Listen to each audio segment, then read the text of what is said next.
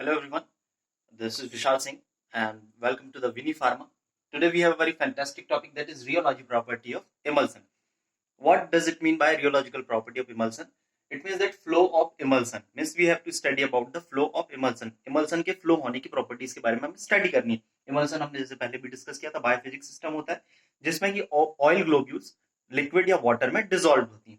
अब यदि हम देखें रियोलॉजिकल प्रॉपर्टीज हमको क्यों स्टडी करना है emulsion की, जैसे हम बात करें तो उसके एप्लीकेशंस की बात करें, स्प्रेडेबिलिटी ऑफ emulsion, जब हम स्किन में अप्लाई करते हैं तो प्रॉपर्ली स्प्रेड होना चाहिए.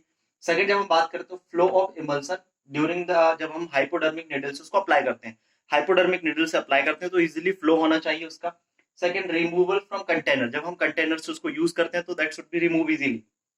फिर हम बात करें प्रॉपर मिक्सिंग की, at the time of manufacturing, जब मैन्युफैक्चरिंग करते हैं तो वहां पर कई सारी उसकी प्रॉपर्टीज होती हैं जिसमें मिक्सिंग, प्रोसेसिंग, फिर उसका स्टोरेज, कंटेनर में फ्लो, उसको फिल करना, ये सारी प्रॉपर्टीज उसकी इफेक्ट होती हैं. फिर हम बात करें ड्रग रिलीज की.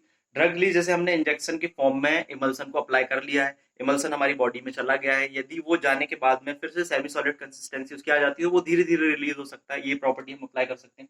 देन स्टेबिलिटी की बात करें, स्टेबिलिटी में प्रॉब्लम्स क्या आती है इमल्सन में, जैसे कि क्रीमिंग, क्रैकिंग, इमल्सन का क्रैक होना, फेज इन्वर्जन, ये सारी प्रॉब्लम्स को हम रोक सकते हैं by studying the rheological properties. अब देखते हैं रियोलॉजिकल प्रॉपर्टीज के अकॉर्डिंग इमल्सन को दो कैटेगरी में डिवाइड किया गया.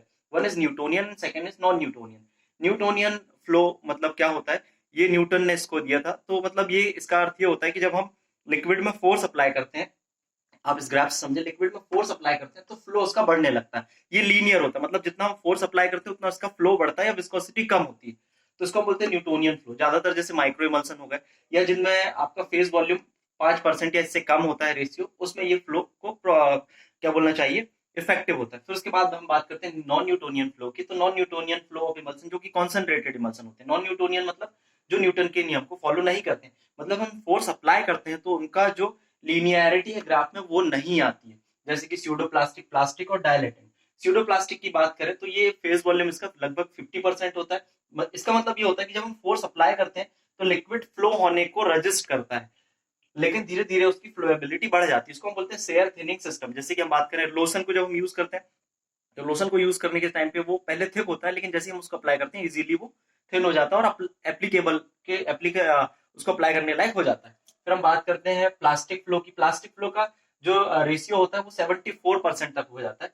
इसमें क्या होता है, जैसे कि आप जब फोर्स अप्लाई करते हैं तो पहले आपका जो फ्लूइड होता है या सेमी सॉलिड फॉर्म में है तो वो रजिस्ट करता है, लेकिन एक पॉइंट के बाद में वो फिर से आपका न्यूटोनियन फ्लो को फॉलो करने लगता है. इसमें जैसे क्रीम सेमी सॉलिड फॉर्म वाले आ जाते हैं. अब हम बात करते हैं डायलेटेंट फ्लो, एक और कैटेगरी होती है इमल्सन में रियोलॉजिकल प्रॉपर्टी में. डायलेटेंट फ्लो में क्या होता है कि जब हम इमल्सन में फ्लो करने के लिए उसको फोर्स अप्लाई करते हैं तो वो फ्लो होता है, लेकिन फिर धीरे धीरे उसको रजिस्ट करने लगता है और वो थिक हो जाता है. इसको हम बोलते हैं डायलेटेंट प्रॉपर्टी ऑफ इमल्सन. ये किसमें हम अप्लाई करते हैं, जैसे कि हमें हाइपोडर्मिक निडल को अप्लाई करना है. हाइपोडर्मिक निडल को जब हम अप्लाई करते हैं, इंजेक्शन को अप्लाई करते हैं तो हाइपोडर्मिक एरिया में हम उसको अप्लाई कर देते हैं, और जब वो हम अप्लाई करते हैं इंजेक्शन से वो थिन हो जाता है, लेकिन जब धीरे धीरे उसका ड्रग रिलीज होना होता रहता है तो वो सेमी सॉलिड कंसिस्टेंसी में आके धीरे धीरे ड्रग को रिलीज करते हैं, तो ये बेनिफिट हमको मिलता है. फिर उसकी बात करते हैं thixotropic behaviour of emulsion. Thixotropic behaviour क्या होता है, इसको ग्राफ से समझेंगे.